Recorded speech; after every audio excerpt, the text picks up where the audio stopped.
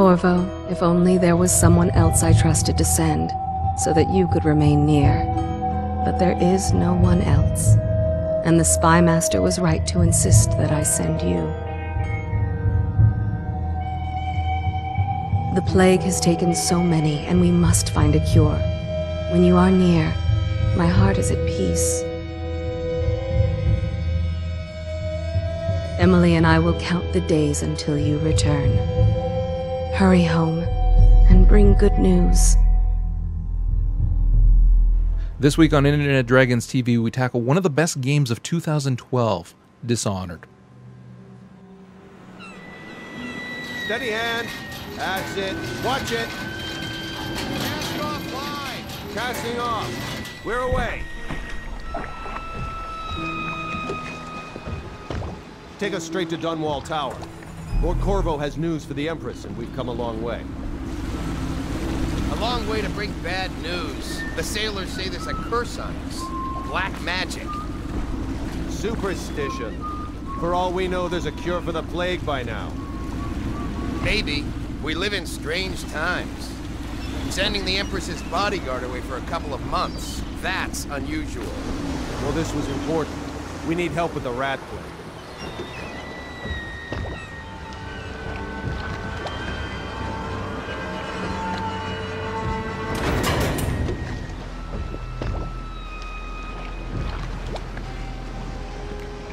Hello and welcome to Internet Dragons TV. This is Roger coming to you on January the 22nd, Tuesday. We are going to be talking about Dishonored, like I said in the intro there. We're going to be talking about a lot of the story behind it, just because we had so much fun playing this game. Now, whether or not we would consider it one of the best or the best game of 2012 will remain to be seen. We'll talk about that a little later on.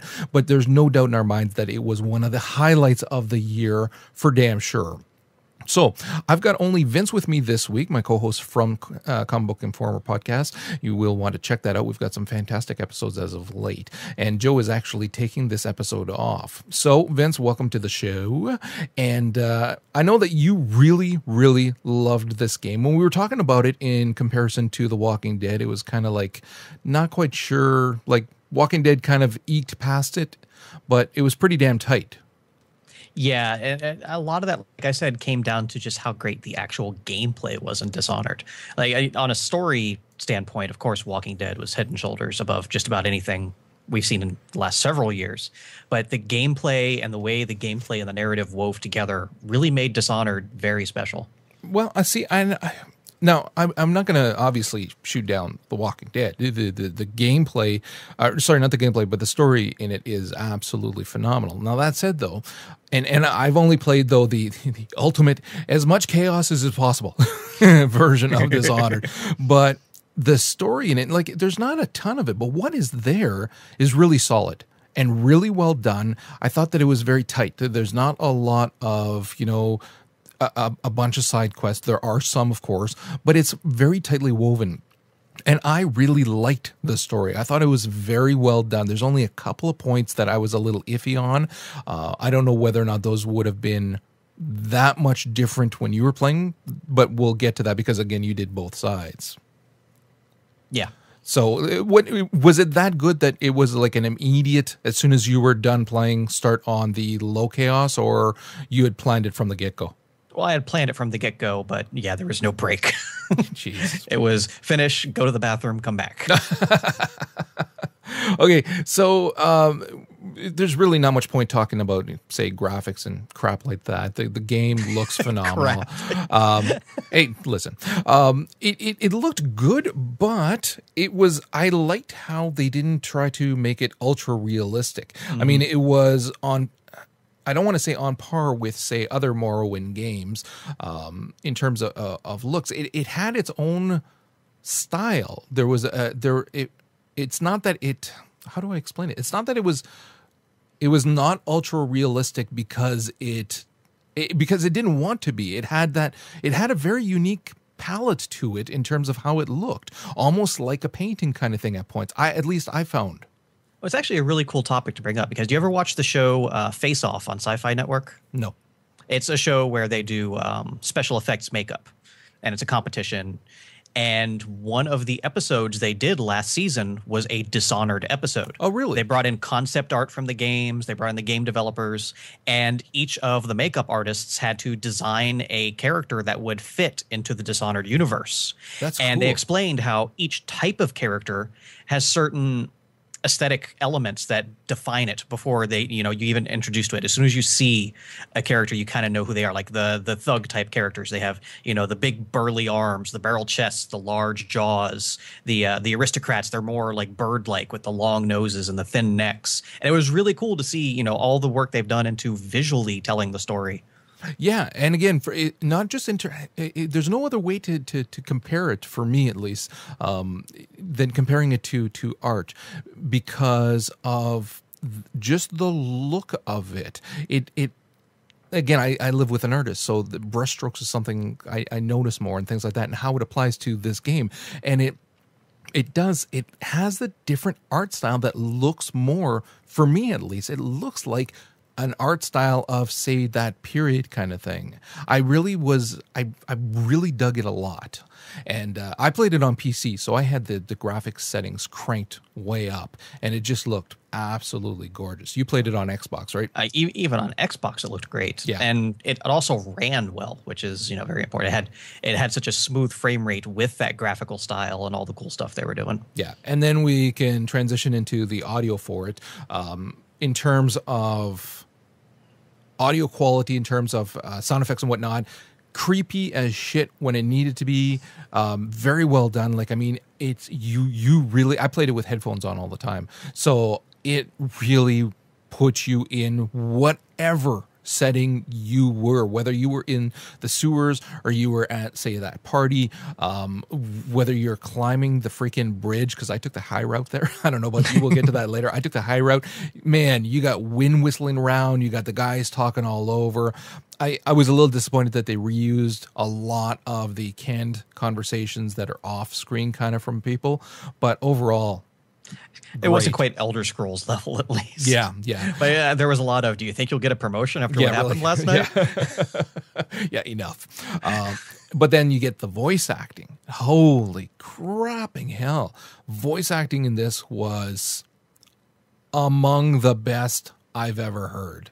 And like when I'd first heard that Susan Sarandon was going to be doing a role, and I was thinking, a lot of respect for her acting skills, but I was thinking, really, is that voice going to fit that well for any of the characters? Then you meet Granny Rags. Holy shit. Yeah, I don't think they could have cast anyone better in that role. Creepy as all hell. And then basically just following her around just to hear everything that she's saying. Like, it was just absolutely perfect casting. And then the dude from Mad Men who did Havelock.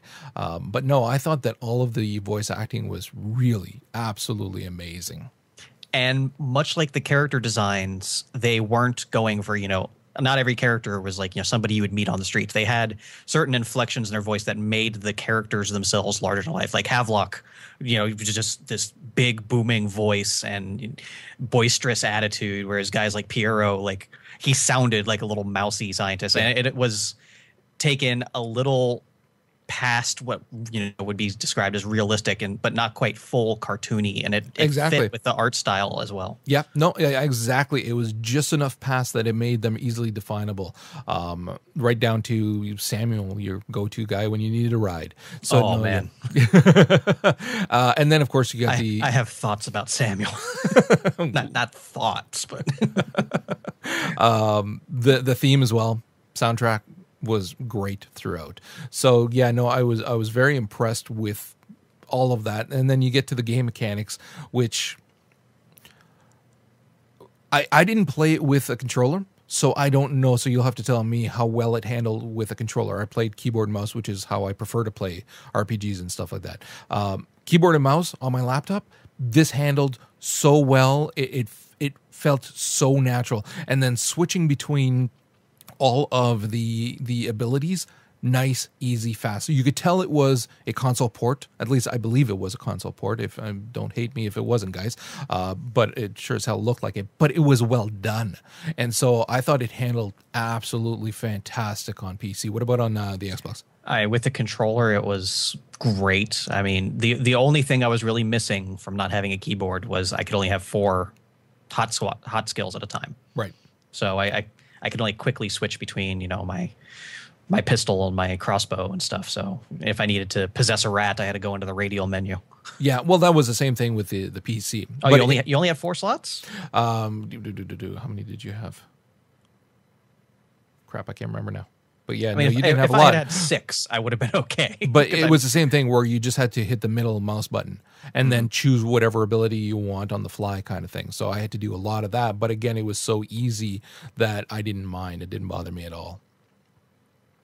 Okay, so let's move on to the actual story then. So in this story, you are playing as Corvo, and he is actually one of the... What do you call him? One of the protectors, one of the royal protector. Royal protectors, yeah, for the Empress. And so when you first start off the game, you are actually coming back. Does it even say where he was gone to? He had gone overseas to help try and find a cure for the plague. Okay, right. So yeah, that's obviously, if you're not familiar with the game, this Dunwall is gotten like overrun with the rat plague, and so people are dying all over the place. People have gone mad from being bitten. It's chaos pretty much everywhere, and I really like how they did that too. And it has that nice old feeling from back in the day kind of thing. Throw in some nice steampunk in there for fans of that, which is pretty much everyone. and but no, it has a really good, nice feel to it. So yeah, when you show back up at the Empress's palace, whatever you want to call it, and then you're going to meet her. And this is the first time that you meet Emily. And this is the little girl that throughout the game, the entire game is about, you know, rescuing her. Well, not the entire, but the majority of it, rescuing her. And so you get to play around with her if you want to, and you can do a side quest of a little hide and seek with her, which is not much, just to get you used to your abilities and whatnot. And then you meet up with the Empress. And then from there, she is almost immediately attacked. Once again, a little tutorial kind of thing to teach you how to fight. But I like that. I like that they really ingrained the tutorials to teach you about the game as you are doing something that still has quite a bit of importance in the game. Yeah, it wasn't, you know, here's a simulation or, exactly. Oh, hey, good morning. Can you look up at your ceiling real quick? Like, you know, stuff like that. Yeah, no, very well done. So then the Empress is killed and Emily is kidnapped and you are blamed for it. So right from the get-go, you are turned into the bad guy and taken off to jail. Now, once you're in jail, then you have...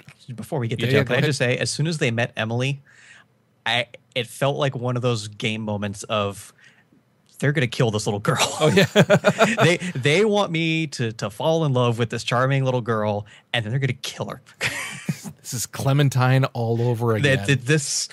I've read this story before plenty of times. Yeah, I did. It was one of those things where I did find, and it's probably because we were playing it at the same time, because they were both nominated, how the similarities in terms of the characters and with The Walking Dead. Again, you've got the main character that is charged with taking care of the younger little girl.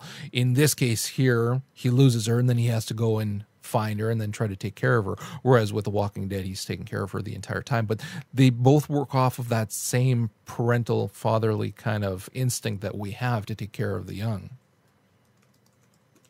If you say so. Yeah, you got none of that. Father of the Year award goes to.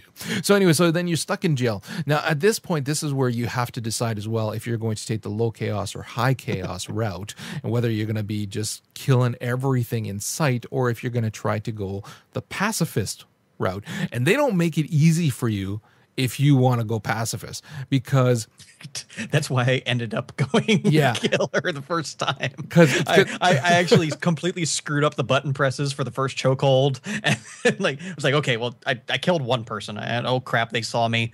It's like by the time I was like, oh, should I start over? I was like, no, I'm just gonna go with it. Well, it's not just that; it's they made it harder, which you have to, of course. It can't just be easier to stealth past everybody, or to take them out with sleep darts. They have to make it harder, because otherwise, why do it? But it's it's also harder just because they made it so much fun to kill everybody. If you go the murderous route, you can have a lot of fun. Like they're giving you a bevy of tools to play with here with which to completely kill, maim, murder, you name it. So it didn't take long for me to decide I was going to have me some fun. And in terms of, like, again, you put yourself in the character's mindset to quote unquote RP it a little. It's really not hard to decide that these guys are going to pay for what they did, kind of thing. And that's the mentality I went into it. These are bad men. I'm only killing really bad men. They did, well, maybe a couple of hookers from that from the Golden Cat, but they were in the way and they wouldn't shut up. And maybe a couple of some maids, poor disease-ridden fools in the sewer. Yeah, those two, and there was a couple of maids too that were just not shutting up at that party. But other than that, they were all bad people. So how much harder did you find it then, like from the get-go, going the pacifist route on your second playthrough? Really, the only difficulty I had throughout the game going either path was like near the end, like around like when you're in the bridge and stuff, or assaulting, what is it, the fortress at the end. Like there was just, they throw a lot of stuff at you. Yeah, like, no kidding. You have the overseers with their little music boxes, so you can't use your powers. Jesus, those bastards. but what really got me was near the end, everybody has a gun, and those friggin' things hurt. Like like going through, it was like, okay, this guy's got a gun, take him out, or shoot him before you can shoot me. But then all of a sudden, you're like 5 guys pointing guns at you. It was a little difficult, and had to replay a couple battles over and over again before I got it quite right. So obviously, you're escaping from jail. You are you're setting a bomb to go off. You gotta find you're finding a letter and a key to your cell, and you're there's some guys there, some guards that you can take off if you want to. The whole point being to get the hell out. And this is when you first meet Samuel, who's got his ship, and apparently there's only one. He is, if you want to ride somewhere, you're going with Sam. And he is one of the loyalists. And how much of a big deal did you make about the safes all over the place? Because that's one of the things in this game, again, for folks who haven't played it or read up much on it, there's safes in various places. And depending on, like, you got to ask different people, you got to do a whole bunch of different things to get the combination. Or you can do like I did and just go online. And find it, because I ain't got time to go. I can't remember which one it was, but there was one of them that I didn't find out what the combination was until like much later on. And this dude tells me, and it was like, screw that shit. I opened that. I sold your stuff 3 weeks ago. But you're probably talking about the artist's house, right? I think so, yeah. There's the artist's house, and then at the end, the freaking, not the very end, but yes, I know which one you're talking about. And those two the Lord infuriated me, because I went looking everywhere, and I was like, I finally had to give up. But then when I came through again on my low chaos playthrough, I found him immediately, because just that way of playing through, you find them naturally instead of having to dig all over. See, because I was doing the art dealer's house we'll come back to it when we get to the House of Pleasure, though. Yeah. Well, I did it out of context out of timeline, because I decided at one point I'm just gonna kind of bounce around and have fun. I mean, by then I'd gotten blank, so I'm like going all over the damn place, bouncing all over, and that's when I really started having fun with massacring guards, because I'd blink down and then blink back up again. And then I decided to go into, here's a house, let's go in. And that's when I found the safe. So that's just for me kind of going wherever the hell I wanted. And that's one of the things that I liked about this game too, is that there was an open world feel to it, but there were still enough restrictions that it wasn't like, a Morrowind or an Oblivion wherein you can get lots. Man, I'm dating myself. I'm not even using the newest freaking game. But where you can get just absolutely lost, because there's so much that it's then almost impossible to get back into your main storyline and get into it. Whereas with this, there was just enough openness that you can go have fun, kill about, or do whatever you want, and then still easily get back into the main storyline, because overall, it is quite a linear quest line. more importantly, you're going around having fun usually leads to new and interesting ways you can approach that main storyline. Like what was it? They were talking about when Arkane was talking about how so many players just run up to the front door and murder everybody because that's the simplest thing. And, they designed all these amazing options into the game that honestly the vast majority of players aren't going to see because they're not going to take the time to find them. So at every time I got to a new place, I was exploring every nook and cranny, what's cool, what's over here, what's over there, and finding, like, when it finally came time, like, okay, let me progress. All right, which one of these 9 ways that I found in do I want to use now?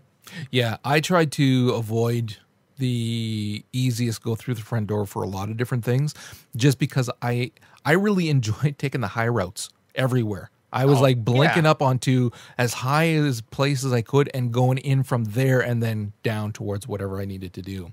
So, but I was still killing everybody. Okay, so anyways, you're on the ship with Samuel. Now you're heading to meet the rest of the loyalists, as they call themselves, the ones that are fighting the oppression from the government and whatnot. So here you're going to meet a couple of the main characters who are Havelock and Pendleton. And Pendleton is related to some guys you're going to have to deal with later on. He's more of the royalty kind of thing.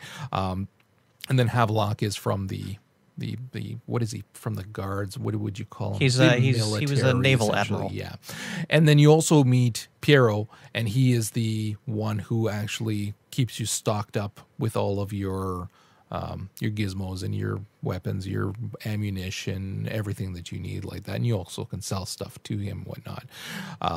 The characters, once again, the voice acting is phenomenal. They're each very distinct.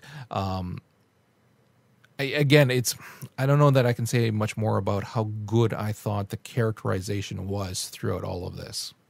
Not only the main loyalists, but their little supporting cast, Callista, the nursemaid, and even the bartenders and stuff. Like, if you took the time and caught like a lot of the little conversations they had on the side, those characters were very well developed. Well, geez, even to the point where later on in the story, again, it pays to wander around and just randomly talk to people or look at what they're doing. You can follow Piero. Oh my God. Who's peeking through the keyhole at, was it Callista? I think it was Callista, yeah. Who's having a bath. And then he kind of like sheepishly says after how, he's lonely and stuff like that. He's just like, I was working on a new locking mechanism and blah. Yeah, like, but afterwards he says something too. Yeah, it's like he basically talks himself into a role. Yeah, he does. I was spying on. But then you can go and talk to her as well. Did you go in after? No, I just looked through the keyhole. Screw that. I went in. And you have the option. You can either tell her that he's been spying on you, or there's another option. So you can either rat him out or not. I didn't rat him. I had no idea. Yeah. So all these little things. And then she eventually tells you, like, get out. I'm having a bath. And if you hang around and try to talk to her again, she'll tell, get out. So you wander out. I even closed the door as I left. But yeah, there's all these little things like that throughout. There's only one character that I wasn't as crazy about, and that is the outsider, whom you meet in this chapter. Yeah. And he's the guy who essentially gives you your powers, Blank and the other ones that you pick up later on as you amass runes. And I know what they were trying to do. I mean, he's not supposed to be as personable and as, approachable and things like that. He's supposed to sound a little aloof, but he's the only one that I actually found the voice acting a little off with. And it's hard to say if it was off on purpose because he's this otherworldly being, or if it's just that the casting was a little off. I honestly, he was the weakest, at least like memory wise. Like, I remembered the name of the freaking nurse, but I can't, the outsider, like I could barely remember his face, like thinking back on it. Although I did like how he was the one mechanic in the game that would question Corvo. And, are you, how much do you trust these people you're working for? Do you really want to go down this path and stuff like that? So it just, I think it could have been executed a little better as well. So you get your powers from him. It's kind of like this imaginary world where there's floating platforms and different things like that. I kind of thought it fit. It wasn't. Yeah. I kind of dug it. A lot of those, it's hard to get that right. Some games don't get it right. And the way that they still mixed in pieces of his world, but only that was pieces, important. Yeah. I kind of thought it was actually pretty cool. So from there now you're heading over because you're told you have to go assassinate the High Overseer Campbell.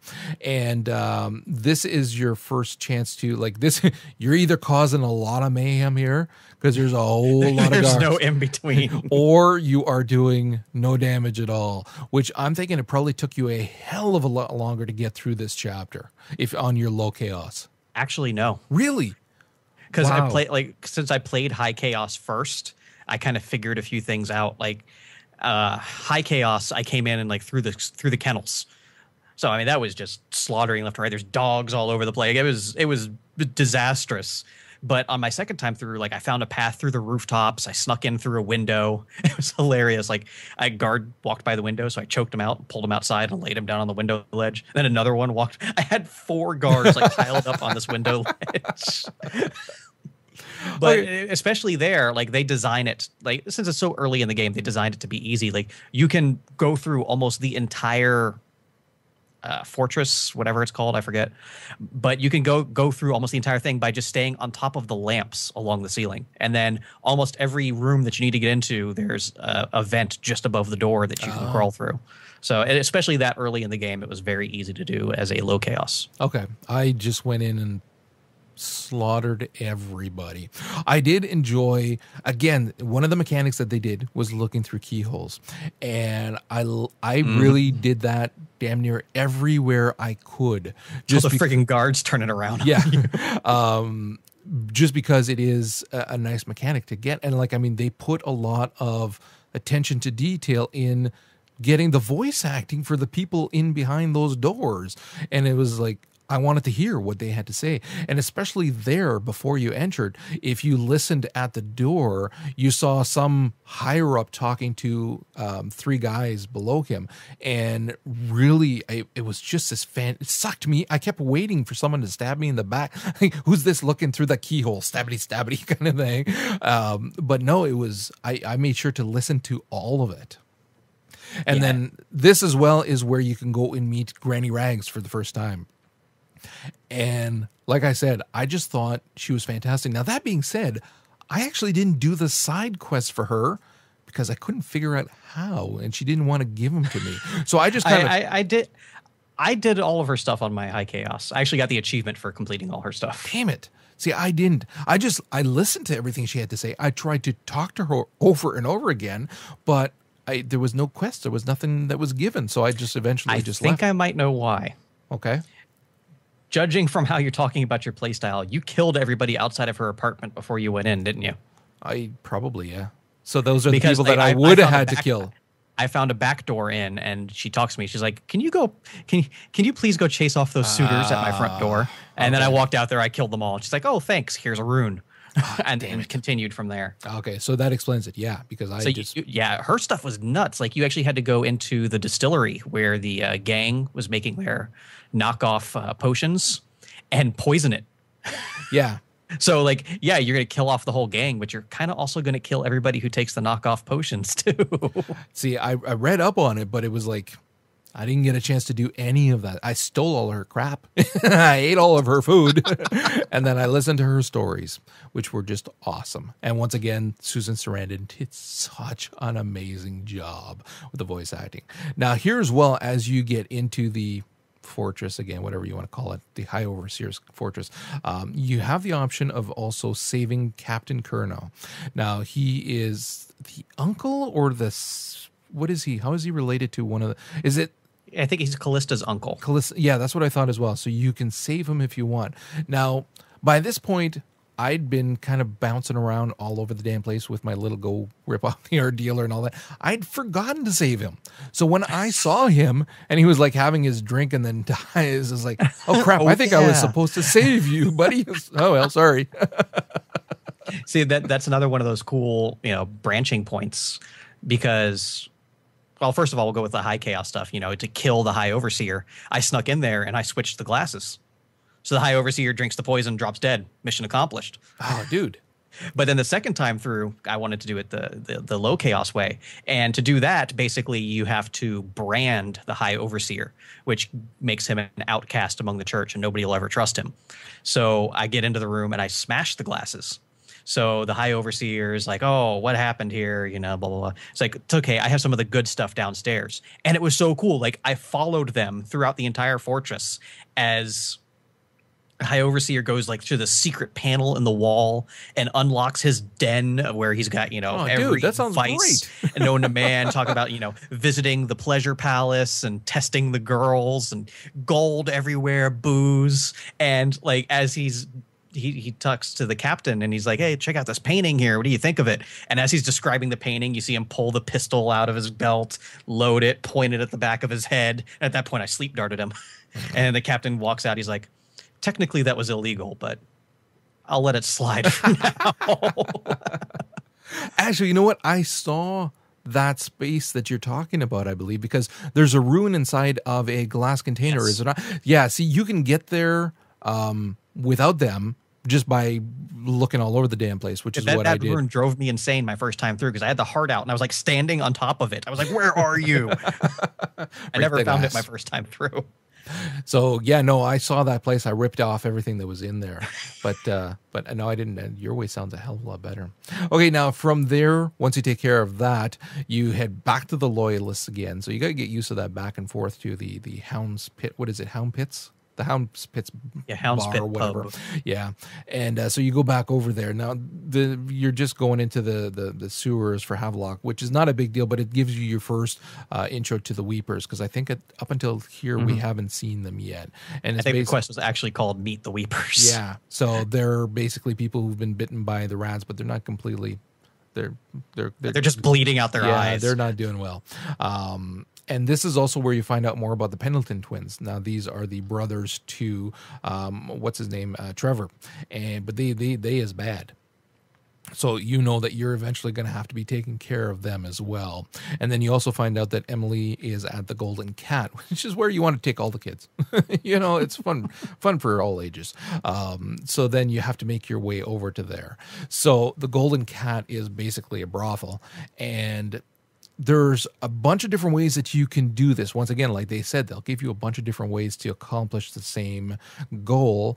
And here you can either go the direct route or you can go through Slackjaw.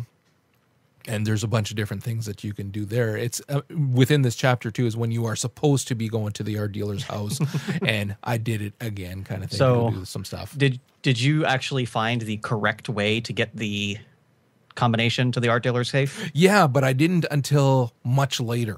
By then, by the time where he was in the special room. Yeah. Okay. Yeah. I just kept shocking him. And then, yeah, that was hilarious. Yeah. So because you find the art dealer and he is strapped to a chair with a blindfold and like electrical currents and everything, and So just a little bit, darling. he thinks you're one of the whores there.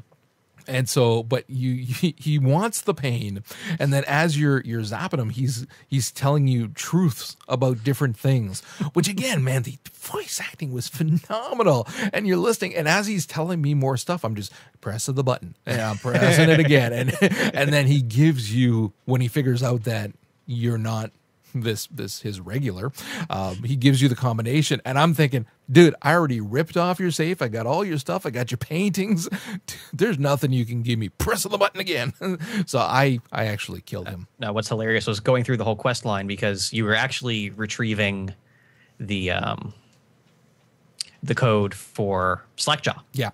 So if you gave Slackjaw the numbers to the safe, then he would take care of the Pendletons for you. Yeah. On the sly. So, your hands are clean, and he basically just. Well, he's giving you the low chaos route. Yeah. So what I did was I went ripped off the safe, robbed everything out of the place, Dude, and then gave Slackjaw the combination. See, I wanted to take care of the Pendletons, so I didn't bother giving him. He gave me the option. I said I did it both ways. Yeah. So, but no, by that time I'd already done that. The House of Pleasure is something else, boy. There's multiple levels to go through. There's a bunch of guys. I would not want to do it low chaos just because there were so many guys It was there. very difficult. Yeah, I can only imagine. I'm not gonna lie. So, because and even the whores are giving you a hard time because they're screaming out as they're seeing you sometimes and drawing attention. So it's like, oh my god, no, that's ridiculous. As far as the Pendletons themselves, I'm assuming you roasted the guy in the steam room, right? Yeah, well, and once again, it's fun to look through the keyhole to hear him talking to. I did feel a little bad about the prostitute that was in there with him for a second. You know what? I'm Maybe trying to less. remember if I killed her or not. She was locked in there. No. Sorry, I didn't do what you did. I know what you did. You raised the temperature, the steam thing. I raised the pressure. No, I didn't. I opened the door and I shot him alive. No, I opened the door and I shot him, and I left her there. So no, I didn't do that. Yeah, I locked the door and I just cranked up the pressure and that's roasted hilarious. him like a lobster. Did you watch it through the keyhole? Yes, dude, that is through the awesome. porthole. Yes. Now, the other Pendleton brother, I couldn't find a creative way to kill him. I just ended up climbing through the window and fighting 50,000 guards to kill him. Where was he again? I'm trying to remember. He was in with, I remember, yes, one of the girls, and he was yeah, like, yeah. "Oh yes, you need to wear the black wig and the purple dress and this and that." Like, I stood around forever, like waiting for a cool opportunity to do something, and they just looked out the window and saw me out there like a creeper. No, I just went in and killed him, and I left her alive. And like I've seen video of like a creative way to kill him. I just don't know how to do it or like what happens. But I saw like a brief. I think it was somebody's review of it, and it was like just a brief moment of like some really cool stuff happening. I was like, oh, I have no idea how to do it. This is also a really great section, chapter, just because it gave you a chance also to bounce around a lot and see different things. If you used your blink and kind of went up and down in different places before you got to the Golden Cat, you could find some apartments that were empty that you can go into.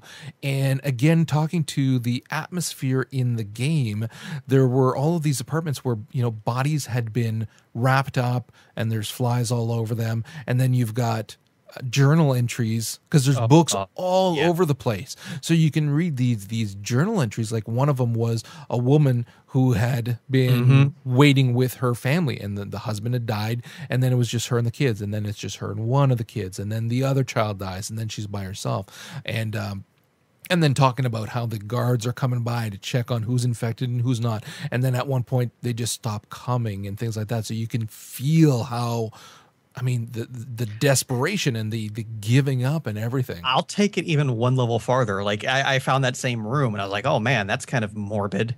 But then like on my second time through, I went through the same room again because, hey, there was, bread in there. There's a room there too, isn't there? And as I'm going through, next to one of these small body bags, there's a teddy bear and a book of poems. Yeah.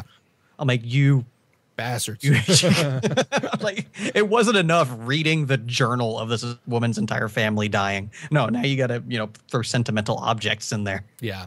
And then there's other rooms too where you've got assassins that are living there and things like that. So yeah, there's just, again, there is so much to explore and to get a feel for. I mean, again, if you play just a quest line through, you can get through the game fairly fast. But man, if you explore every little nook and cranny, there was something to find, it felt like. Yeah, it was never busy work. It was never, let's pad out the length of the game by, putting some collectibles hidden in obscure corners. Like every obscure corner was there for a reason, and it just so happened to have something cool inside of it.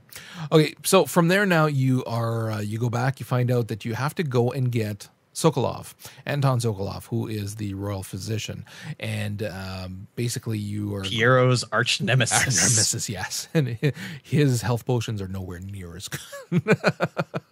And this is one where you have to cross this bridge, Caldwin's Bridge, and I know there's a whole bunch of different ways to do it. I tried a whole bunch of different ways as well because I was getting a little frustrated with the zappy bits, you know, and I was possessing dogs. I was possessing people. I was trying to shoot everybody. And finally, I just gave up and I just went the high route and I just blinked across the entire top of it from start to finish. And I just shot down at everybody. You're still going to die, you bastards.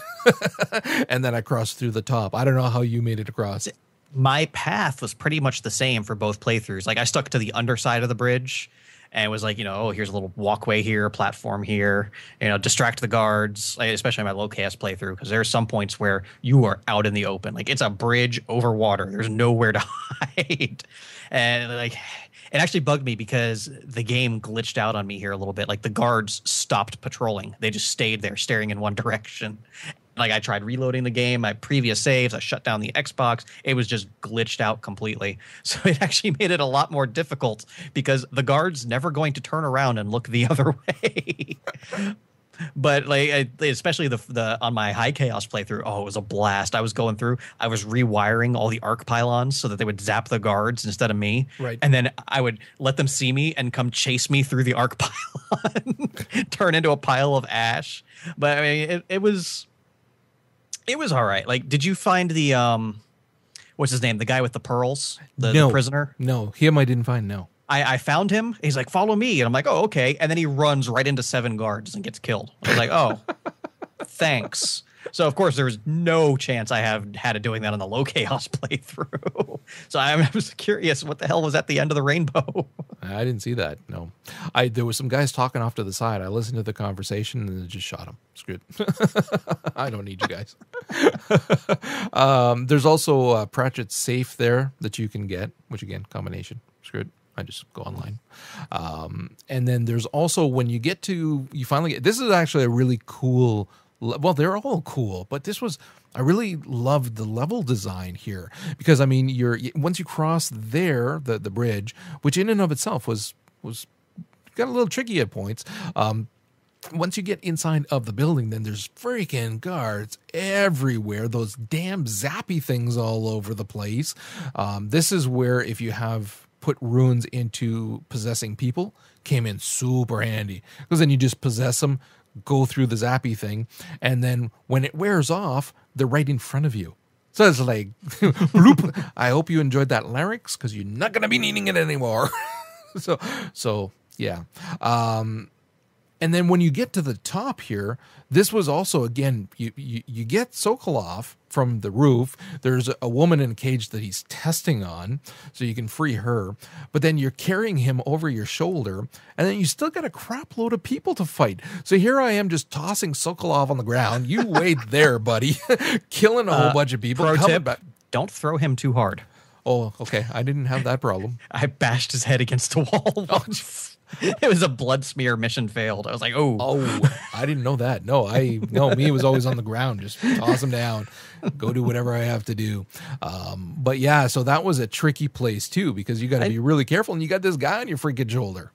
I guess I just managed to find a good route through because both times I played that mission, once I got Sokolov, I was out. Like I didn't even come across a guard. Like there was like one or two. It was like, oh, dodge here, over the rooftop, down the bridge, and I was done. Like that was no challenge at all. No, there was a bunch of them in one spot, and it took me a few times to get them all. And through the power of dumb luck, I circumvented everything. Yeah. See, I tried again, and I was trying different things too, because I'd shoot the whale barrels too that would explode beside them, but then only a few of them would die. And then they'd all come, and then you got a crap load of them on you. And they're coming from inside, even the ones that I hadn't killed. So I was like, whatever.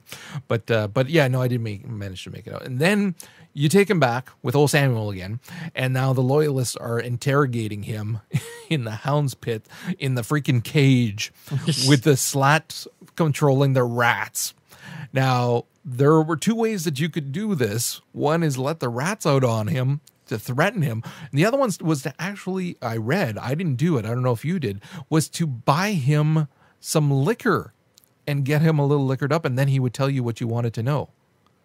Yeah, of course, I did it both ways. Okay. But the liquor route is actually how you would naturally find Piero spying on Callista, because you have to go buy the liquor from him. Okay. And you're like, oh, he's not in his workshop. Where the hell is he? And oh, there he is. Oh, that's hysterical. Okay, I didn't know that. And so, yeah, no, I just threaten him. I mean, I've done so much by now. Sicken rats on a scientist. Pfft. Okay. Nah, that's karma coming back to bite him in the ass. So then he's telling you, because he's also an artist, that one of the Lord Regents, and he's the one who's the big baddie in the game, one of his biggest benefactors is this Lady Boyle. Now, he knows that Lady Boyle throws a party and this and that, and you can go there and basically assassinate her or take care of her. But he doesn't know what she looks like. So I'm going to actually let you tackle this one because you apparently had so much fun with this. Not that I did, but you really like this one. Yeah, it was really fun. Just before you even get to the party, this was one of those missions that had so many different ways you could get in. Like on my first time through, I actually managed to sneak around the one side and get through, and I ended up actually coming out through the guard quarters. And I was like, "Oh crap, am I okay?" But they said, "Neutral. You're in neutral territory. Don't do anything stupid." And I was like, "Okay," because I was literally walking out of the guards' barracks into the party. But I guess once I was there, they assumed I was supposed to be there. Yeah. But the other way was when I was working for Slackjaw, and I told you I robbed the safe and everything, inside the artist's safe room, he actually had an invitation to the party. So I worked my way around the other way to the front entrance, and the guards were still trying to kill me until I got there. But then once I got there, I just literally walked in the front door. They're like, "Oh my God, that's such a great mask! You're just like the guy on the wanted posters. It's so awesome!" But it's cool, because following that path, I then found two completely different ways in. Because there's this stupid woman who said she dropped her invitation in the sewer, and he's like, "Oh, we're not going to go to the sewer to pick it up. They'll let us in. They know who we are." And of course, they couldn't get into the party. And then all these people, it was hilarious. I stood outside this party for must have been 10 minutes just listening to the conversations. These two women who are talking terribly about this other woman who's running late, and just the stuck up personalities of the upper class and the civilization that's falling apart at the seams. People are dying in the streets, and yet they're having this fantastic party and not a care in the world. And the absolute worst thing anybody could do is wear an ugly dress to the ball. It was so perfect from all the character and world building. Yeah, no, I agree. I actually tried a couple of different ways to get in, but I was having a hell of a time getting past the freaking giant stilted dudes. The stilt walkers. Oh, I hated those bastards. So I wound up, I did a lot of blinking and just kind of blinked past them. And then I went in by blinking over the massive fence that was around. And at that point I could just walk right in. So it wasn't hard at all once I got past, but to get past was those tall boys were no joke. Oh, they were a pain in the ass. They were terrible. Did you deal with Lord Shaw once you got to the inside, or not inside, but right to the front? Pendleton. So before you leave, Pendleton has a little job for you. He gives you a note. He's like, "Give this to Lord Shaw." And you're like, "Oh, okay, sure. I could deliver a friggin' note. No problem." So Lord Shaw reads the note. He's like, "Oh, I should have known. Fine, let's get this over with." And then takes you over to a frickin' dueling station because Pendleton has selected you to be his representative in a duel to the death. And it's the traditional old school walk 10 paces, turn around. With pistols. It was so hilarious. I was like, "Oh, Pendleton, I am going to stab you so hard when we get back." And then even I tried everything. I tried to cheat and everything. It was a pain in the butt unless you did it the way you were supposed to. I actually did it on my low chaos playthrough. I was like, "Oh crap, what am I going to do?" I actually switched to the sleep bolt and I crossbowed him, and the guys walk up and like, "Yeah, he's dead." It's like, okay, that works. Oh man, I tried to because again, I was going full on chaos, so I was like, screw that. And every time I was trying to shoot one, then the other, one would jackrabbit out of the way, then I'm chasing after him. By that point, everybody's on me, and I tried. Finally, I gave up and I just did the freaking duel and I killed him. So. But I thought it was hysterical as well, too. And it's like, "Oh, Pendleton, you was going to pay for this." And then you actually get to the party, and all credit in the world to the level designers here, because they had fountains and ice sculptures and a buffet that was spraying confetti and champagne everywhere. It was ludicrous, but perfect at the same time. And that's another one of those parts where, you know, you're going through and just interacting with all the people, all the gossip about, you know, the high life and, you know, pulling, you know, urchins off the street and using them, you know, in the bedroom and all kinds of craziness going on. Like at one point, like, of course, I was going around robbing the place blind. Oh, yeah. And somebody saw me steal one of the trays. And I was like, oh, crap. And he's like, oh, that's okay. We all bring bigger pockets just for that same reason. And I was like, we had our help sew in extra pockets before we came. Something else, though, is that it paid to actually listen to more and to talk to a bunch of the guests, because then it kind of unlocked a few things here and there that you could do. I don't know if you talked to everybody. I talked to quite a few, because when you get there, you know you have to kill Lady Boyle.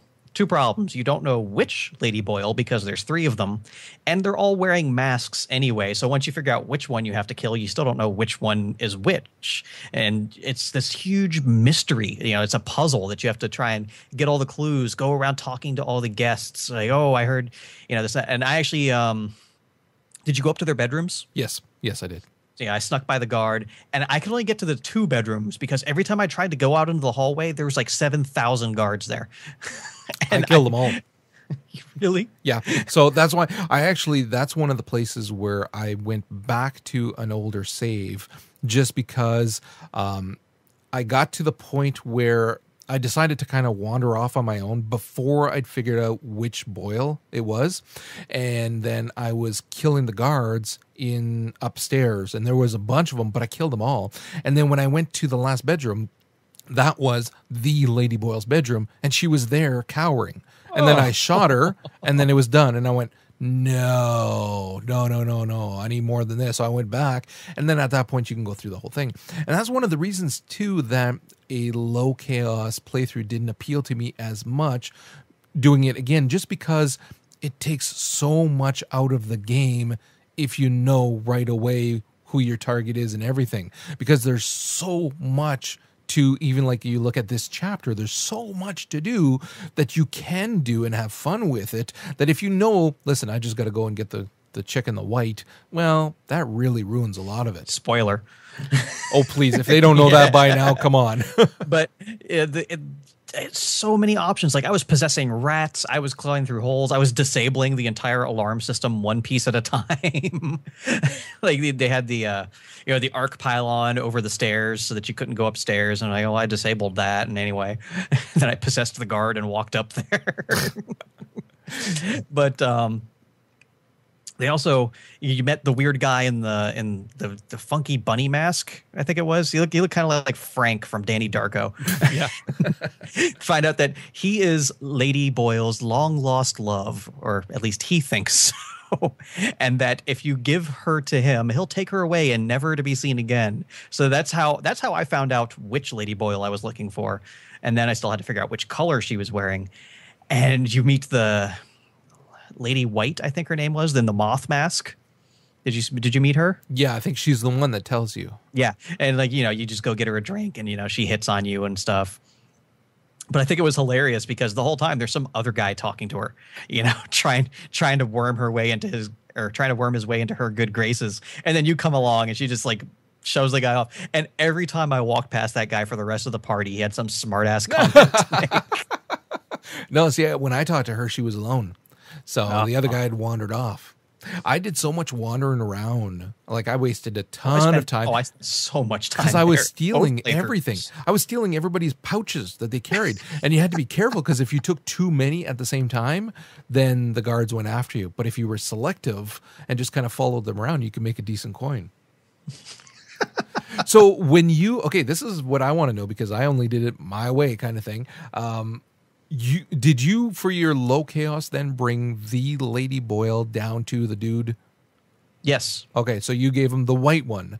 Yes. See, I gave him the one in red. And I got a quest completion. So maybe it's random.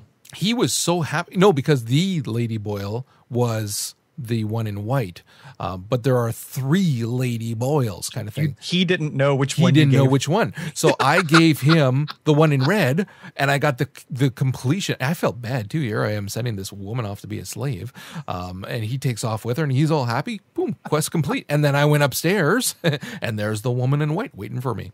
And then there's a couple of different ways to get her upstairs as well. See, it was the first time. Once I found out who it was, I just walked up to her. And, I was like, oh, I need to talk to you. And like, she takes me over to the secluded music room. And I was like, oh, okay, there's nobody here. Stab. Well, but then the second time I was like, oh, they need your help down in the kitchens. And, she walks down there and, that's when I choked her out and then dragged her with me. Okay, see, my first time when I played it, again, it was mayhem everywhere. So she was hiding in her bedroom and I just shot her. But if you go up to her bedroom and she's not there, she has a journal that you can read that basically says, I'm going to get plastered tonight and sleep with the first guy who propositions me. That wasn't her, though. That was one of the other sisters. Is it really? Yes, okay, so again, I found the 2 other sisters' bedrooms, but I was certain it was her. I couldn't get to the main bedroom because there were just too many guards in the way. I was positive that was her. And even on high chaos, they were killing me. Okay. Damn it. I'm going to have to check my the playthroughs again. Because I was positive that's how I got her upstairs. There was, next to the banquet table, there was that little staircase that you could sneak up. And that led you directly into one of the sisters' bedrooms. And then I went through the attic to get to the other one. But the hallway just had way too many guards. See, I went through the hallways. Because there was actually there was a treasure room. I remember the one you're talking about. Yeah, there was a treasure room that you can go into that had some paintings that you could steal to make some decent coin and some other stuff as well. And I just found it fun to have all the guards on me, because I would just kind of hide and wait for them to be close and then find some creative way to kill them. So it was like, bring it on, boys. It was just so, like, every time I tried to, as soon as I opened the bedroom door, I had 9 guards on me. I was like, oh. All right. So is that it? I think that was it. I think that was it. Yeah, I just absolutely loved all the options that mission gave you, and how so much of it was, the rest of the game is, sneaking through the shadows, running around. But that was, you actually got to be out in the open and, walking around. Did you sign the guest book? Yes, I did. That was hilarious. Yeah. I was like, oh, I'm signing this thing. You did, and right? then even later on, it shows up. Like, somebody signed into Lady Boyle's party as Corvo Atano. It's probably a hoax, but who knows? But there's a dead guard over there. So, did you go into the basement where like the maids were going and everything else? I think so. You would have had to, yeah, to go for that's yeah. right, that's right, yeah. So, but no, there's a room down there I couldn't get. You know what? Yeah, the chick that wanted to have sex, that's the one that I gave to the dude who took her off in his boat. Okay. So, yeah, that's right. No, you're absolutely right. I can't remember now. I got the lady in white. But, yeah, the red one, that's what I did. Okay, let's move on. So, at this point now, you've done what you had to do. You did the deed. You go back to the Loyalists again. At this point, you can do another game of hide and seek with Emily. Did you do that? I didn't. No, I didn't even know that was an option. Yeah, it is, apparently. You're told that you have to go back to the tower, Dunwall Tower, and at this point now, you're going to kill the Lord Regent. This is, again, tons of stuff. I'll let you take this one, too. I mean, just getting there was a challenge, because he dropped you off way out in the boonies. Like, you had to swim through the inlet and climb up the oh God, I'm blanking. The thing that raises the boat up. Yeah. You had to climb up that thing. And there were tall boys everywhere. Like, this was a nightmare trying to get through, even on high chaos, because you don't really want to mess around with those tall boys unless you have a good hiding place, and there weren't any. But I actually ended up getting into it the same way both times, just because I had so much trouble in my high chaos playthrough. I'm like, there's no way I'm going to find a better way to sneak in. So I actually found the engineer. Did you find him? Nope. I found the engineer who's in charge of the entire drainage system for the tower. And like, I just walked up to him. I was like, I'm going to stab you. I'm going to stab you. He's like, whoa, whoa, whoa, whoa. He's like, I don't like these guys any more than you do.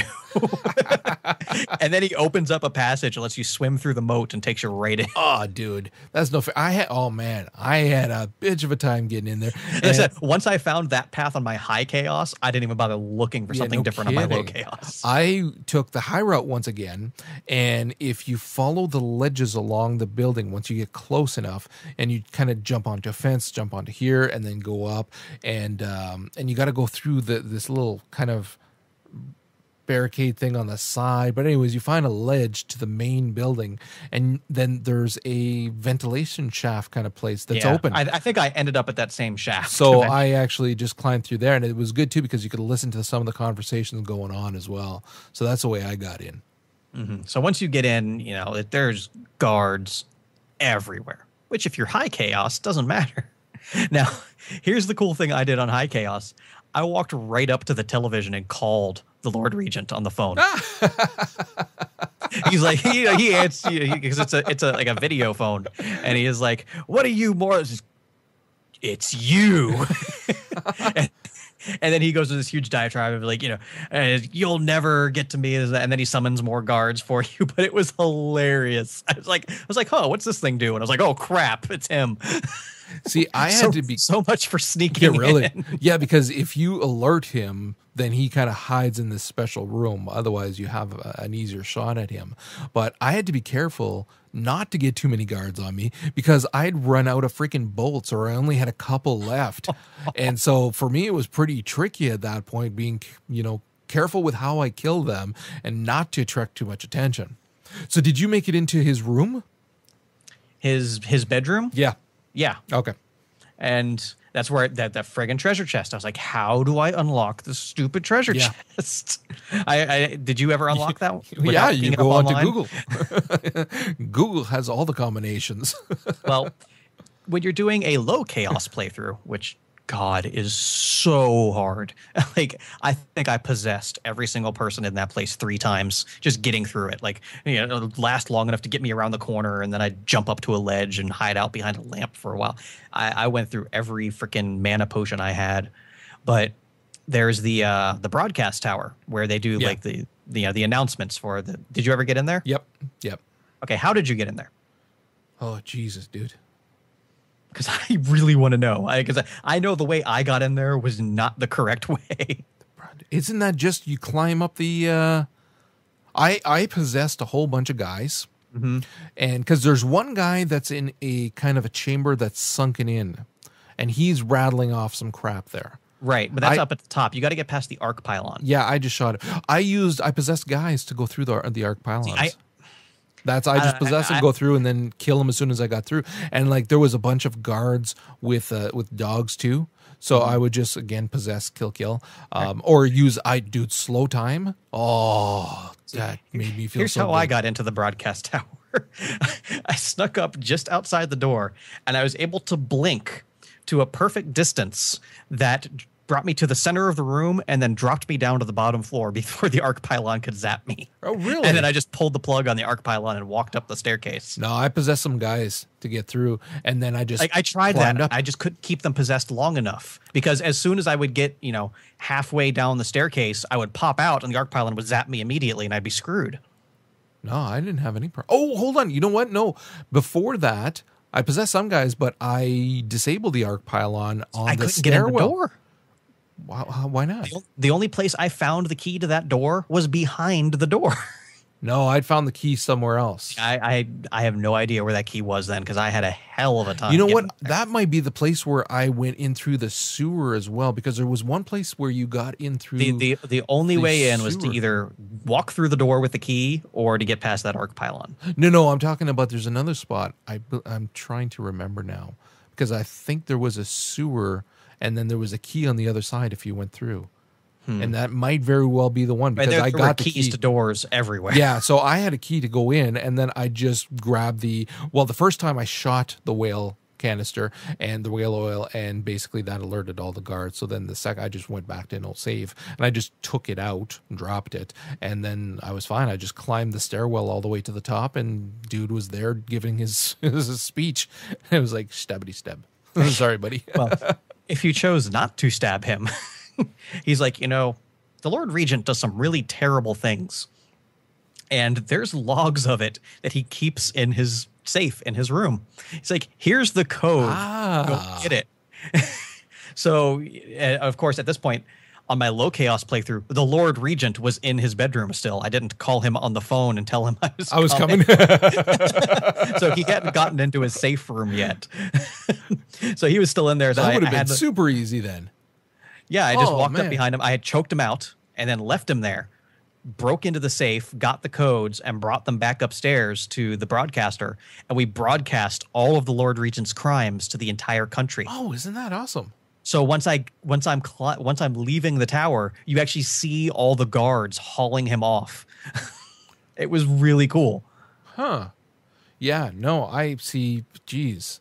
For me, I had to chase the bastard, and he got he was in the safe room. Way back in the safe room, yeah. I did that way too. So.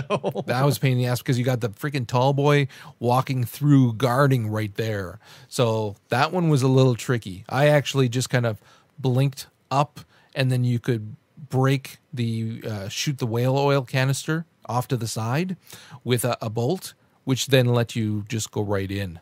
Well, incendiary arrows take I was good care of the tall boys. Well out of them. Forget about it. I at least managed to conserve ammo. So then he already knew who you were.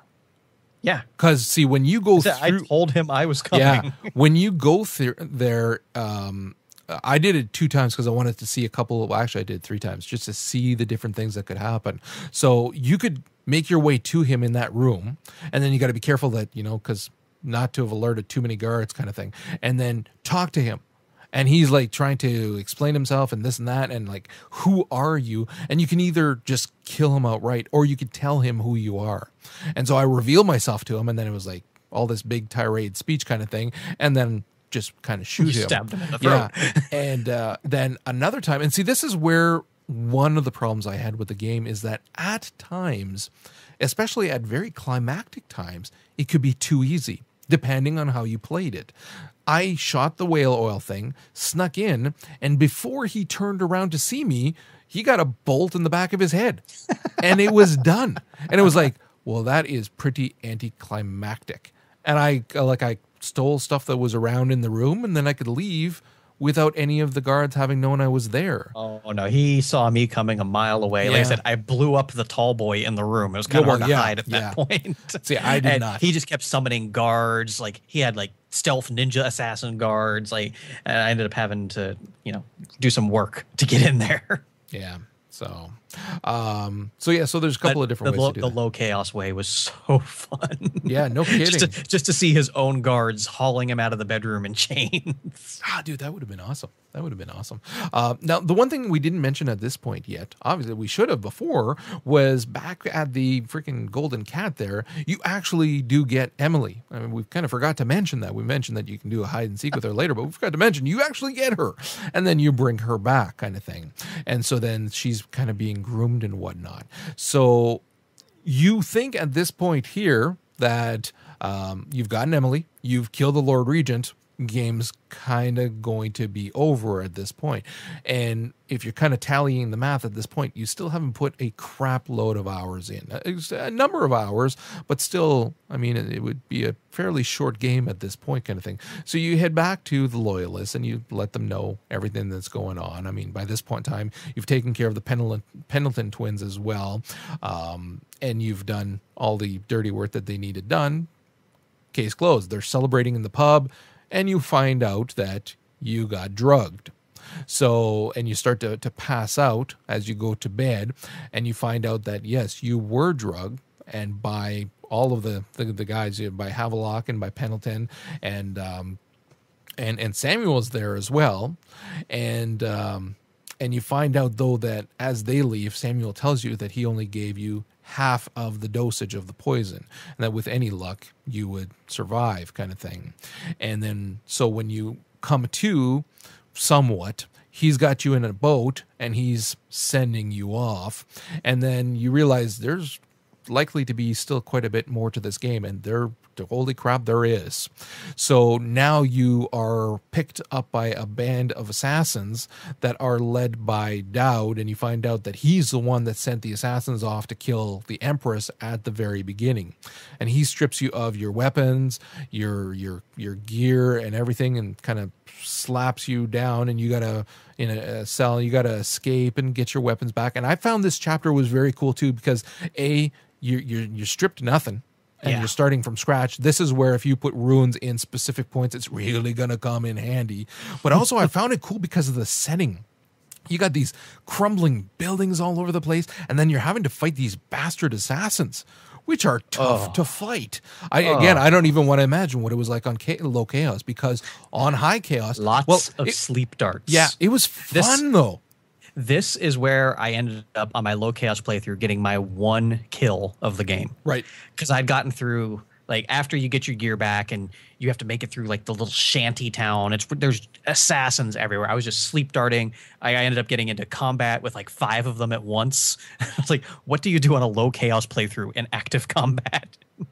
You run. You hide. That's not easy to do against assassins. So after this huge, long, drawn-out thing, I had 1 assassin left that hadn't seen me. Shot him with the sleep arrow. He fell off the top of the damn building and died. I was like, I am not redoing all of that. So that is where I had my 1 kill for the entire game. Oh, that sucks. Yeah, because they have a lot of the same tools that you do. So they do blink around all over the place and stuff. So it was challenging at points, but I also found the stories here super interesting, because if you listen around and depending on how you went about it kind of thing, when you get to where Dowd is supposed to be, you can listen to his journal, and you can read some stuff that's there as well and whatnot. So you get a lot of information there as well. Actually, you know what? Before we keep going on that though, I forgot to mention one of the things. When you're at the tower, the Dunwall Tower, did you actually go into the basement for the torturer? The Lord Regent's torturer. Yes. Okay. Did you read the note that was on the table by the torturer? I did, but I honestly can't remember it. How can you not remember it? The Lord Regent's torturer is Granny Rags' son. Yes, that's right. Oh my God. I read the letter, and it's this sweet letter to this torturer who, dude, that son of a bitch was hard to kill. Holy crap. No. Hold on a second. Imagine how hard it was to get to that guy on low chaos. All right? Because it's just a passageway. There's nowhere to hide. It took me forever to get down there. And once I get down there, there's no way to not kill him. Sleep darts do not work on him. I shot him in the face with 6 sleep darts, and it did nothing. So I had, after all that work, I had to revert my save and skip the torturer altogether. Man. Couldn't you sleeper hold him? I couldn't get close enough to him. You know what you should have done? He had the friggin' dog. No, you sleep the dog. I tried that. Dude. It alerted him. Oh, no, it worked for me. Trust me, I went back to saves over and over and over and over again for this one. So you sleep the dog, and then he just kind of is wandering around, and then I tried to fight him using several different methods, and it was like he either would kill me no problem, or it was I used up all my potions and everything, and it wasn't worth it kind of thing. The best way to do it, and the easiest, again, cheap but worked, sleep the dog, possess him. Once he comes out of the possession, he's right in front of you, stab him in the neck. It's one shot. Done. See, I at least on my high chaos, I shot the dog, and it still alerted him, and he came over. But a few bullets to the face kind of set him right. No, that way was easiest. But then so then there's a letter on a table, and I believe there's like blood all over the place and everything. Oh yeah, it's ridiculous. And here's this letter from his mom, Granny Rags. I laughed out loud when I read that. I thought it was awesome. Okay, so going back now to the where we're at to where are we at here? We're in the flooded district with the assassins. That's right. So had we gotten to that point yet? Yeah. No, I'm trying to look. Yeah, because you rescue Piero and Sokolov later on. Yeah, Once we you haven't come gotten through, there yeah, yet. that's later on, yeah. So you have to basically make your way to Dowd and fight Dowd. Can we talk about how awesome Dowd is for a minute? Knock yourself out.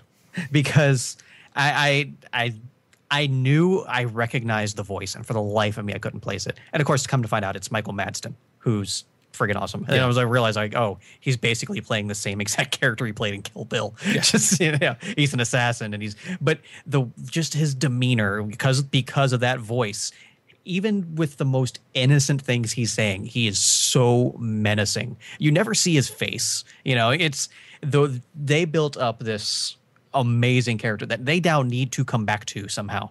I want to play a game as Dowd. Yeah, let me do that. Yeah, everything in the IP, they need to go back to it at some point with something else. I really hope they will, because he has some sort of link to the Outsider, and he was able to grant powers to his followers. Yep. There's a lot more there that they need to explore. Yeah, definitely. No, I absolutely agree. So yeah, so you basically recover your stuff. Here too is a side quest that I did not do, and it was to help Slackjaw defeat Granny. Did you do that? On my first time through, because I had helped Granny Rags. This is after you get past Dowd, so we're going to come back to that in a second. Oh, you're not done with Dowd? Well, because you didn't do low chaos. No. You stabbed Dowd in the face, I'm assuming. Yeah. Well, there's a low chaos way to send Dowd a message by picking his pocket without him seeing you. Okay. Which you'd think is easy. Dowd is good. Okay. I possessed his guard and tried to walk up to him. He's like, I know your footsteps, Corvo. Oh, dear Lord. That is awesome. Like, I had to go through so much to position myself to pick his pocket. But that's one of those things that was so rewarding once I did it. So what happens then? And nothing. You just pick his pocket and you go on your way. You never see him again. Oh, well, that sucks. But it kind of has that, that poetic justice of, you think you're Billy Badass, the greatest assassin. I'm just a little better than you are. Right. Okay. So my way of telling them is better is better. You have to make your way out through the sewers. And if you did the Granny Rags side quest, the sewer gate was locked, and one of Slackjaw's guys was there. He's like, boss has got the key, and then he dies. And you come to find out Granny Rags has Slackjaw tied up and is ready to cook a stew out of him. Now, since I had helped Granny Rags earlier in the game, I threw Slackjaw into the fucking pot. Like, you literally had to throw him into the pot. It was part of the quest. But see, now there's an achievement for completing the Granny Rags side quest, which I got.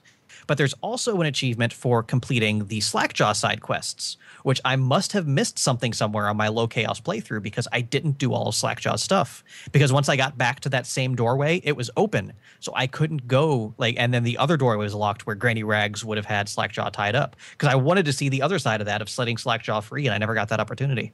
Damn it, I missed that. It was hilarious, though. Oh my God, because he's pleading for his life, and he's like, "I'll give you all money," and it was so good. All right, so I'm trying to remember whether or not.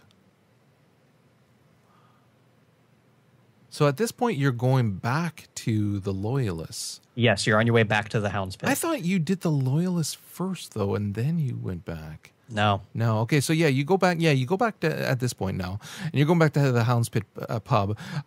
You're seeing that there's government all over the place, and this is where you find out that everything that happened, kind of thing, and Havelock actually killed a whole bunch of people, kind of thing. They're wrapped up. The people that you'd gotten to know, executed the entire staff. Yeah. So come on. Yeah. And then, did you read the notes on their bodies? No. Oh yeah. Okay. Backtrack. You go and you find out that Piero and Sokolov are holed up in his workshop, and they were put to work on an arc pylon, so to wreak havoc, kind of thing. But they actually configured the arc pylon to take out the government stooges and leave them safe.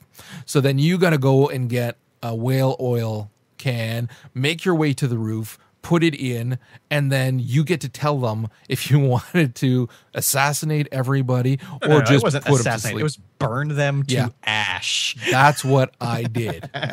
Because I'd actually done a lot of bouncing around at this point too, and I'd found who is it that you talked to? The one maid girl was hiding in the apartment. Cecilia was there. That's who Cecilia. it was. Yeah. So basically, she is there, and then I did some shooting around with guys. I tried all kinds of stuff, but you got some tall boys there too, so it's hard.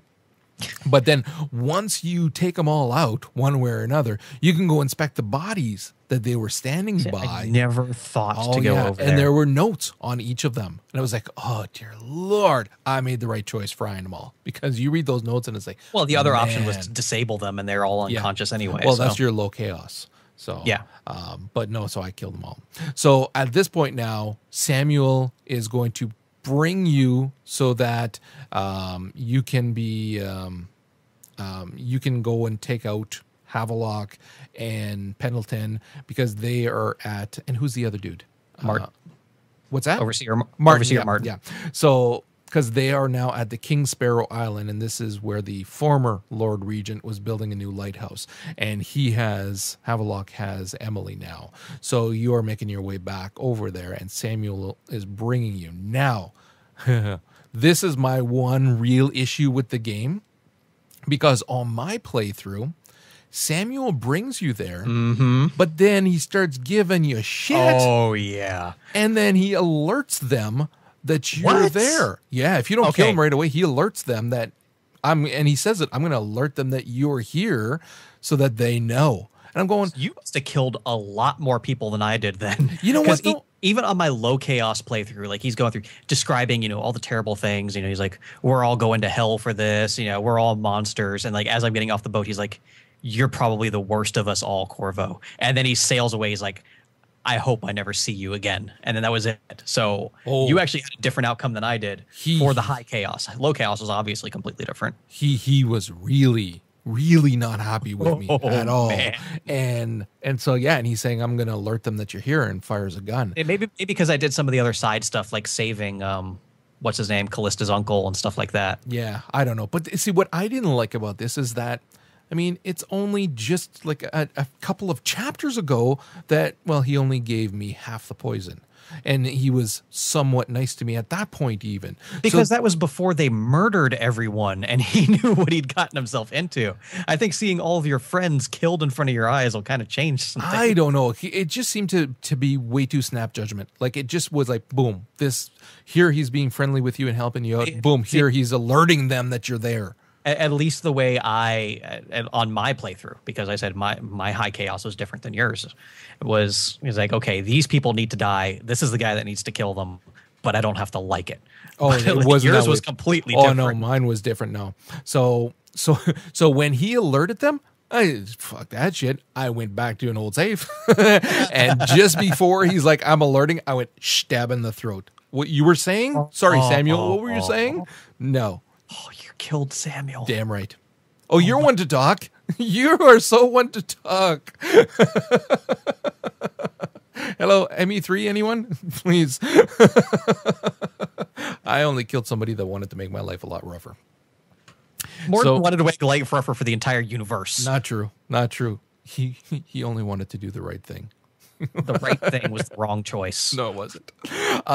So anyway, so here now, this was a bitch to get into as well, and to navigate through this island. Oh my God, there was crap all over. Sears and the towers. Like, what was it? Way back at the beginning, I think it was during the House of Pleasure, because you had to go back to the same area a second time, and they'd beefed up security. I actually managed to get on top of one of like the big gun tower things and rewire it, so it just started blasting all the guards. I couldn't get on top of any of the ones here. It infuriated me.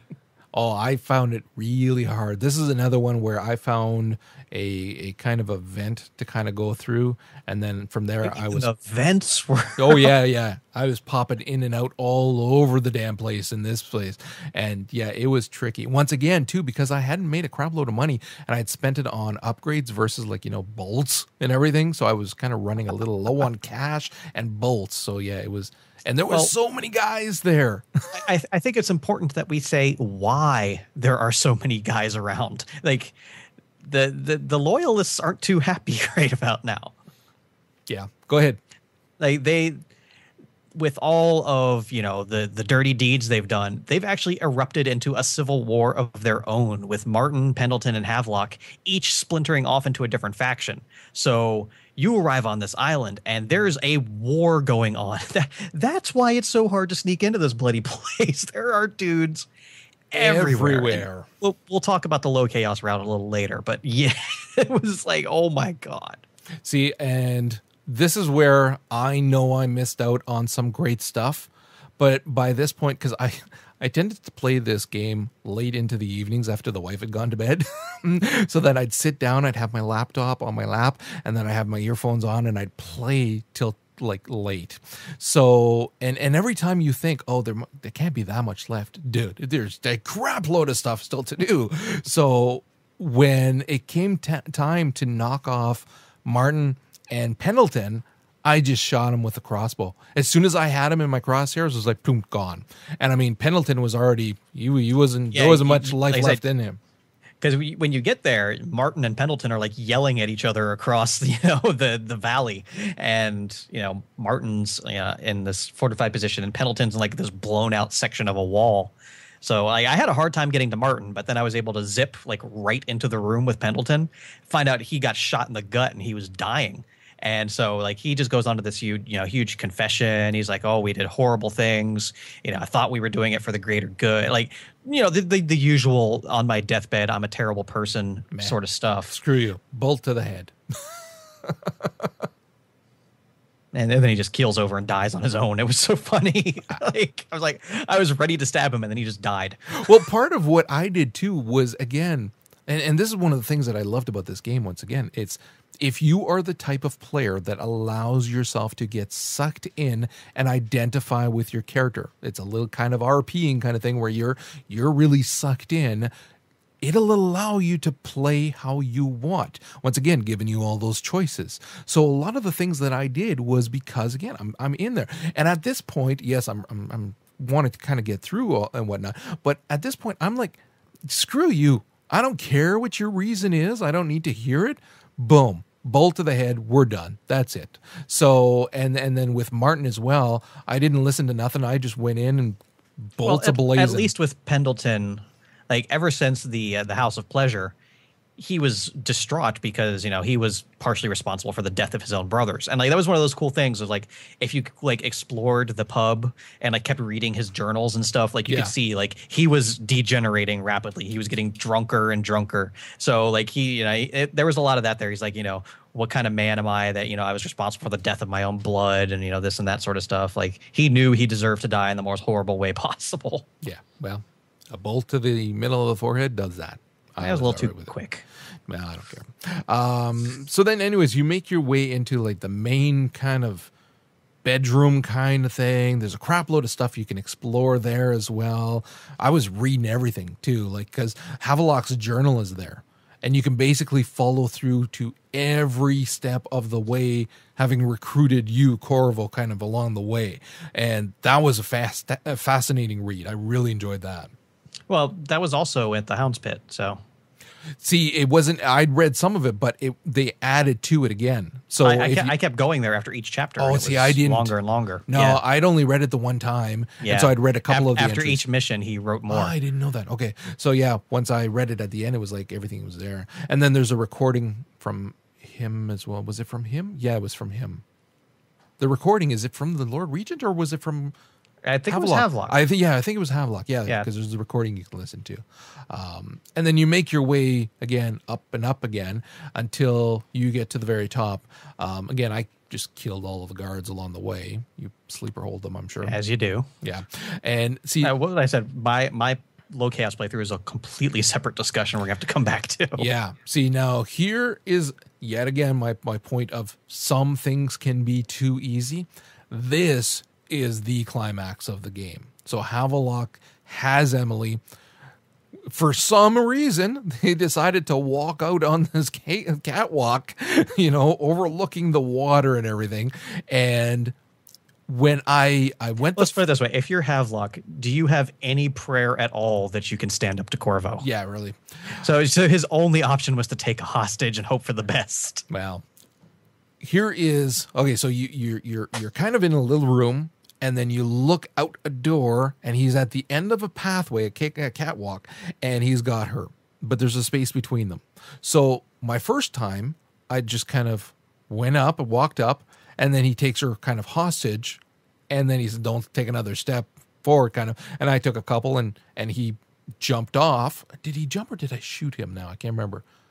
But anyways, and so I run over, and I'm thinking, "Oh crap, Emily's dead," and she's just hanging on from the edge, and you pull her up, and that's it. And I was thinking, well, that was a little easy. So then I went back to the save right before, because I did one right before, and I thought, okay, well, let's see what else we can do. I literally leaned over and shot him in the head with a bolt. Game over. That was it. It was done. And then the next time I tried to shoot him later on, and he did take her with him, and they both died. And then the best one, though, is I actually possessed him. So that I actually, sorry, there was two other times. I possessed him, and then I jumped off the edge.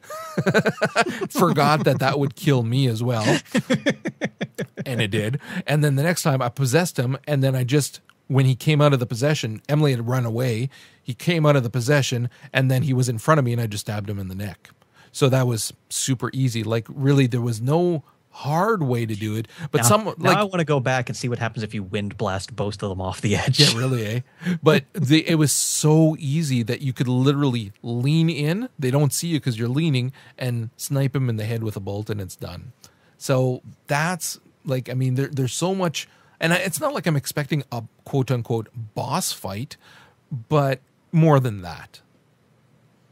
Yeah, I can agree with that. So go ahead now. Especially because we've seen it. It's kind of a cliche. We've seen that whole thing so many times before as well. The thing is again, I know, and I'm just as bad for this, but it's been proven most people don't finish games. So of course they don't want to spend all of their development dollars on the final bosses and things like that, because so many people don't even see them. That said, though, and I know that it's all part of the story, and in that regard, okay, it was good. There was some cliches, but it was still good. But there should have still been a little bit more difficulty than, lean in, bolt to the head. So that I found a little disappointing. But I mean, in terms of the story and whatnot, no, I was digging it. I was hook, line, and sinker. I was there. Especially because that high chaos, you see how it affects Emily. Yes. Like even before, oh, yeah. They turn on you when you're at the victory celebration, she's like, "Oh, we did it. I'm going to be Empress now. And I'm going to be just like you, Corvo. Nobody's going to mess with me." Yeah, and I was like, "Oh, shit. Yeah, look at her what drawing. Have I done?" I don't know if she does a different drawing if you do a low chaos then, because her drawings are like sick and twisted too. Oh, yeah. Low chaos, it's smiley, happy pictures of me holding Corvo's hand. But then you get to the ending, and they see the iron reign of Empress Emily, and yeah. So going through that low chaos, completely different. Like, they put a lot of time and effort into designing this last mission as two completely different missions. One is high chaos, one is low chaos. You get there as low chaos, there's no civil war. It's because when you get there on high chaos, it's storming, it's raining, it's dark. You get there in low chaos, it's, smiley, happy butterflies around. Like, it's a beautiful day outside. There's actually not that many guards, thankfully, because that would have been rough. Like, there was enough to make it difficult, but if there was the same number of guards there had been on high chaos, I don't think you could have done it without killing all of them. Although I guess at that point it doesn't really matter since you're already at the end. But anyway, I decided to continue with it anyway. So you finally get to Havelock's, the actual lighthouse, and like I was like, okay, what's happening? Because there's not a lot of places to hide in there. I'm like taking my time. I get all the way up, have not a soul to be seen. It's just Havelock talking. I'm like, okay. So I use my my dark vision, see through the wall. I'm like, okay, nothing. And then I look. And it's Havelock is like standing by the fireplace, like leaning on the mantle with a glass full of scotch or something. And then there's Martin and Pendleton sitting at the table, slumped over dead. He poisoned their drinks. So, and he's all like depressed. He's like, I had a good life. And he goes into this whole thing about why he turned against the Lord Regent in the first place. Like, he was the admiral of the entire Imperial Navy. Like, he was one of the most powerful people in the country. And like, I guess I can't remember the specifics, but there was some sort of extramarital affair with a prostitute that kind of, led to his downfall. And, he got kicked out of the Navy and he was disgraced. That's why he turned against the Lord Regent in the first place.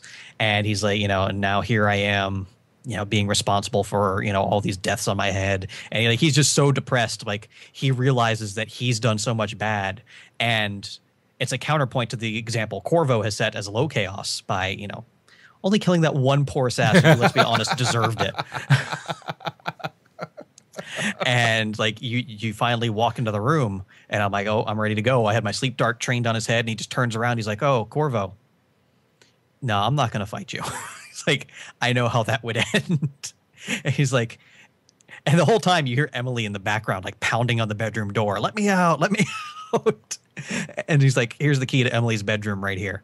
He's like, you can take her and go, it's for the best, that this country needs to heal and stuff like that. Like, he's realizing that he's done just as much harm as the Lord Regent did, and that's not the way to go about it. And then you just unlock the door and, there's Emily and everybody lives happily ever after. Damn it. But it's such a cool counterpoint. And I'm glad I did the high chaos first, because while there was still no difficulty, there was no last boss battle, it was a much stronger ending overall than the high chaos playthrough. So I'm glad I did the low chaos last. So I would end on the high note. And of course, the entire end is different from there because, it's Emily's nicer and, she this golden age for the Dunwall and, age of prosperity, the rats all go away, and so it was much, much cooler on the low chaos playthrough. Yeah. See, that's one thing too. Like, I complained that it was a little too easy. Well, way too easy kind of thing at the end. But you do have to take into consideration how much money was put into doing those two different endings kind of thing. And that they are so starkly different. Yeah, it's not like you played through and then, green ending, blue ending. It was two completely different final missions. So, yeah. No, and again, just closing out, such an amazing game. I know that we kind of spoiled some stuff here talking about, but if you have not played it, oh God, definitely pick it up. You can get it on the cheap now too on sales, and it's just such an absolutely phenomenal game to play through. I had so much fun playing it. Yeah, easily one of the best games last year. Yeah, definitely. No competition, like top 5 without a doubt. Yeah. So yeah, again, I was still thinking about it kind of thing, and I would still myself put The Walking Dead above it, but having finished this off and even only doing the one playthrough, still, man, it's a close second. I enjoyed this that much. I think when we were talking about The Walking Dead, I hadn't finished my second playthrough yet. No, you had not. Finishing that second playthrough elevated Dishonored even more. Yeah. See, I hadn't finished the first playthrough. So then once I finished that off, it was like, wow, like this really was amazing. And it was amazing for a variety of reasons. And I think that's what's important and what I hope we see from a lot more games in the future, because it gave you that sense of exploration, that you can go out and do stuff on your own pace without being lost in it. It had a nice linear quest line that still kind of branched off a bit here and there, but we've talked a lot about you being able to make your own moral choices as you're playing and stuff like that. And this allowed you to do that in a way that really did make a difference in the entirety of the game. I mean, you look at the Mass Effect games and you look at, especially again, Mass Effect 3, which mentioned there, where your choices made so little difference in the ending. Whereas with this, it made an absolutely huge... It made the difference between Samuel living and dying, is what it did. So... at the end, like, the most praise I can give to it is, I work at a retail store and we have a video game area where we have a screen that, plays trailers and stuff. And, every once in a while I'll be walking by and it'll be playing the Dishonored trailer with the little girl singing the Seaman song. And as soon as I hear that, like, I instantly remember the entire game. So it's left a powerful impression on me just of sheer quality. Yeah, Yeah, and it is something that I've only done the one playthrough, and I've been holding off on uninstalling it. I very nearly did, just so that there was no chance I'd play it again, just because I have so many games to finish. But I'm probably going to hang on to it on the hard drive, just because I would like to play it again, and I would like to do the low chaos, if I have the patience for it, of course. Oh, yeah, wow. Yeah. So with that, we're actually going to wrap it up for this week. Thank you very much for listening. Our next episode is going to be out in a little while. It's going to be a way different kind of episode, where we're going to be playing a board game that is an online kind of board game thing that Vince found. What's it called again?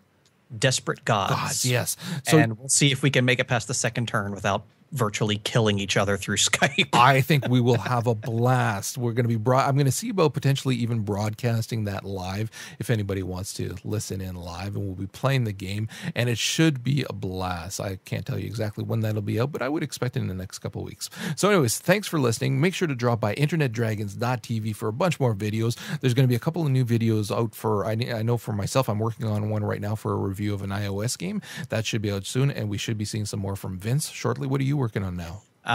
Well, as anybody who's followed knows that I've sent out our recruitment drive for the Internet Dragons International Orbital Terrorism Squad playing through XCOM. So that's going to be a lot of fun. Those are a lot of work to make, though, because those are heavily edited from the gameplay. And then I've actually been doing some practicing on my own before I jump into the big bad world of actually playing Dota 2, because our buddy Malagash actually gifted me a copy of it. So in his honor, I'm going to at least try to play a couple games online for videos. Awesome. And I am hoping to pick up that Ninu Kimu. I just bought it today. Yes, dude. Like that's what I was talking to you the other night. I had actually done another demo playthrough, like I did for Devil May Cry. Right. And I had the whole video like edited, and that's when I destroyed the audio, and I just didn't have enough time to come back and redo it. And by the time I would have had time, the game was out anyway. So, well, I'm going to be picking that sucker up. I want to do a couple of videos for that too. Oh, it's Did you play the demo? No, I didn't. That's the thing. Oh my god, that game is I'm gorgeous. Such a huge fan of Studio Ghibli. Of course. I mean, I just have to. I have to play this. There was a point in the video of that, my now abandoned video, where I get to the world map and I was just like, I'm going to shut up for a minute. And I just cranked up the music volume and like gorgeous. It's the greatest world map I have ever seen in my life. Right. Oh, I can't wait. And one day we may get more videos from Joe. He's got gigs, hundreds of gigs of footage. One day we may be graced with actually seeing it ourselves. I had hundreds of gigs of footage, and it turned to that 3.5 minute XCOM video. So with that, anyways, like I said, we're going to wrap it up. Check us out at internetdragons.tv or on Twitter at internetdragons. Take care, folks.